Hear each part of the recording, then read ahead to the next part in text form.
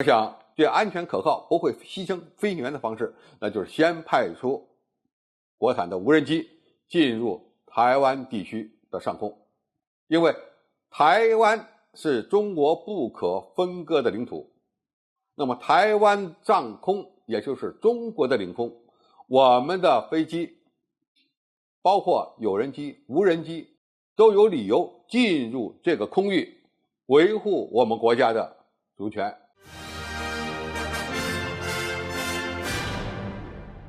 观众朋友大家好，我是付前少。最近台湾地区当局的分裂分子在策划一件事，要将台北驻美国办事处更名，这引起了大陆媒体的猛烈抨击。某些报纸杂志和媒体人都说解放军迟早要去台湾上空巡航，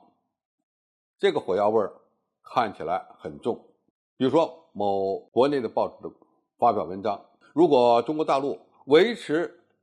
台湾现状的成本过高，就必须打破这个现状，而使用军用飞机飞到台湾本岛上空是迈向主动权的最重要的一步。如果解放军真要这么做，那么可能会怎么干呢？我想最安全可靠、不会牺牲飞行员的方式，那就是先派出国产的无人机进入台湾地区的上空，因为台湾是中国不可分割的领土，那么台湾上空也就是中国的领空，我们的飞机包括有人机、无人机都有理由进入这个空域，维护我们国家的主权。那么先期呢，派出军用无人机到台湾地区上空呢，实施某些观察监视，应该说是很有必要的。因为一旦域外有一些国家派出军事人员，或者是和我们没有外交关系的一些国家派出政治人物降落在台湾岛上，那么我们必须对其呢进行密切的跟踪监视，必要时呢还会采取有力的措施。那么无人机穿越台湾岛相对来讲比较简单，那么下一步会不会用有人驾驶的战斗机轰炸机、运输机或者是其他的机种机型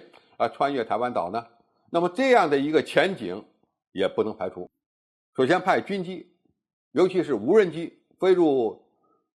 台湾地区上空，是为了充分的证明我们对台湾地区拥有军事主权。那么这样的一个手段今后有可能会采用，这要看形势的发展和变化。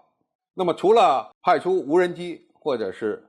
作战飞机深入台湾上空进行相应的巡航和演练以外呢，其他的一些军事手段也有可能会在未来的一段时间内根据形势的发展而采用。比如说派出军舰进入